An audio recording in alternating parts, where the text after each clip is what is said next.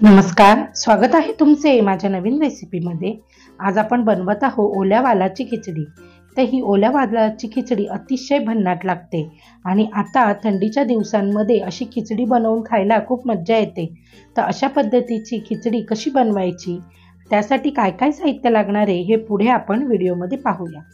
तर यासाठी मी तांदूळ घेतलेला आहे 4 वाटी आणि पाव वाटी त्यामध्ये मी मसुराची डाळ घालून चांगलं स्वच्छ धुवून निथळवून घेतलेले आहे। तांदूळ चांगले स्वच्छ धुवून घ्यायचे आणि निथळवून घ्यायचे। हे बघा, व्यवस्थित असे निथळवून घेतलेले आहेत मी, पूर्ण पाणी त्यातलं काढून घेतलेलं आहे। नंतर आपण इथे सोललेले वाल घेणार आहोत। तर वाल सोलून व्यवस्थित असे सोलून घेतलेत आणि पाण्यामध्ये ठेवलेले आहेत। अशा पद्धतीने आपण हे सोलून पाण्यामध्ये ठेवलेले आहे। नंतर एक मध्यम आकाराचा बटाटा घेतलाय, तो सुद्धा सोलून कापून घेतलेला आहे। 2 वांगी घेतली आहेत, ती सुद्धा कट करून ठेवलेली आहे पाण्यामध्ये। नंतर इथे आपण एक मीडियम साईजचा कांदा उभा चिरून घेतलाय, 2 ते 3 तेजपत्त्याची पानं घेतलेली आहे, टोमॅटो घेतलेला आहे। नंतर गरम मसाल्यांमध्ये आपण 4 लवंगा, 4 ते 5 मिरे, 2 वेलची, नंतर 1 चक्रफूल आणि दालचिनीचे 2 ते 3 तुकडे घेतलेले आहे। आलं लसूण पेस्ट घेतलेली आहे, आलं लसूण आणि कोथिंबीरीची पेस्ट आहे आणि भरपूर अशी कोथिंबीर आपण इथे वरती घालण्यासाठी घेणार आहोत। तर आधी मी इथे जे कढई आहे, कढईमध्ये मी 3 ते 4 चमचे तेल घेतलेलं आहे। तेल थोडंसं जास्त घेतलंय कारण आपण मसाला खिचडी बनवतो आहे, त्यामुळे 3 ते 4 चमचे इथे मी तेल घेतलेलं आहे। तेलामध्ये लगेचच गरम मसाला, तेजपत्ता आणि उभा चिरलेला कांदा घालून घ्यायचा आहे आणि कांदा चांगला रंग बदलेपर्यंत परतून घ्यायचा। कांदा चांगला परतला गेला पाहिजे, कच्चा राहिला नाही पाहिजे। अगदी मस्त कांदा परतून घ्यायचा आहे। तर आता सध्या सीजनल वांगी भरपूर आलेली आहे बाजारामध्ये। नंतर यामध्ये तुम्ही गाजर घालू शकता, वाटाणा घालू शकता। ज्या सीजनल भाज्या आहेत त्या सगळ्या भाज्या तुम्ही इथे वापरू शकता। तर अशा पद्धतीने आपण ही कांदा चांगला परतून घ्यायचा आहे। कांदा चांगला परतला का त्यामध्ये आपण टोमॅटो घालून घ्यायचा आहे। तर 1 टोमॅटो घालणार आहे मी। तर एक बारीक चिरलेला टोमॅटो इथं घालून घेतलेला आहे आणि टोमॅटो सुद्धा चांगला परतून घ्यायचा। टोमॅटो चांगला परतला का लगेचच आपण इथे आलं लसूण कोथिंबीरीची जी पेस्ट आहे ती 2 ते 3 छोटे चमचे इथे घालणार आहोत। इथं आलं लसूण पेस्टचा वापर थोडासा जास्त केलेला आहे, कारण आलं लसूण पेस्टनी आपल्या खिचडीला छान अशी टेस्ट येईल, म्हणून आपण इथे आलं लसूण पेस्टचा वापर जास्त केलेला आहे। आणि आपण या खिचडीमध्ये भरपूर कोथिंबीर घालायची।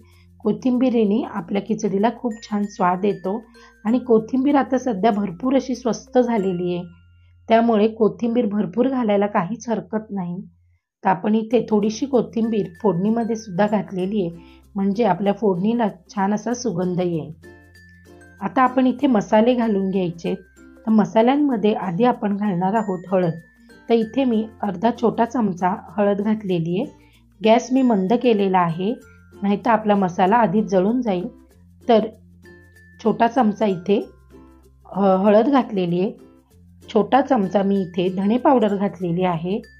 नंतर मी इथे छोटा चमचा इथे किचन किंग मसाला घातलेला आहे आणि जो आपण घरामध्ये वापरतो तो मसाला आपण इथे घालायचा आहे। तिखट जे आपण आपलं साठवणीतलं तिखट असतं ते तिखट घातलेलं आहे, 1 चमचा छोटा। आणि आता आपण इथे कांदा लसूण मसाला घालणार आहोत। तर कांदा लसूण मसाला या खिचडीमध्ये नक्की तुम्ही घाला, कारण कांदा लसूण मसाल्याने या खिचडीला खूप छान अशी टेस्ट येते। तर तुम्ही नक्की कांदा लसूण मसाला यामध्ये वापरा। तर 1 चमचा मी इथे कांदा लसूण मसाला घातलेला आहे। तुमच्या आवडीप्रमाणे कमी जास्त असं तिखट तुम्ही इथे वापरू शकता। तर आता आपण इथे जे वाल आहेत ते वाल घातलेले, ओले वाल धुवून ठेवलेले आहेत, ते पाणी पूर्ण काढून घेतलेलं आहे आणि ते घातलेले। नंतर आपण इथे वांग, बटाटा जो आपण घेतलेला आहे ते घालणार आहोत। जर तुमच्याकडे फ्लॉवर असेल तर फ्लॉवर घालू शकता, मटार घालू शकता, तुमच्याकडे ज्या भाज्या अवेलेबल असेल त्या भाज्या तुम्ही इथे घालू शकता. तर इथे मी वांगं घालून घेतलेलं आहे. तर 2 छोटी वांगी होती, तर 2 छोटे वांगे मी इथे घातलेले आहे. नंतर आपण जो बटाटा घेतलेला आहे तो बटाटा सुद्धा इथे आपण घालणार आहे. तर खिचडीमध्ये बटाटा आमच्या घरात तरी खूप आवडतो, त्यामुळे मी इथे बटाटा नक्की वापरते.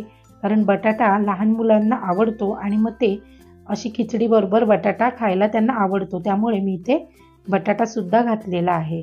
आणि आता आपण हे सगळं छान परतून घ्यायचं आहे. मीठ घालायचं आहे आणि आपलं तिथे मी बाजूला पाणी उकळत ठेवलेलं आहे. तर आपण या खिचडीमध्ये उकळतं पाणी घालणार आहोत.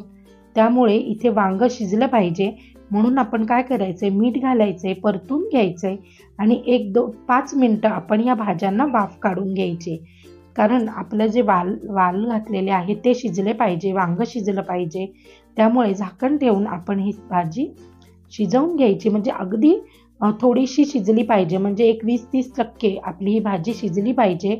म्हणून आपण इथे झाकण ठेवून ही शिजवून घेणार आहोत.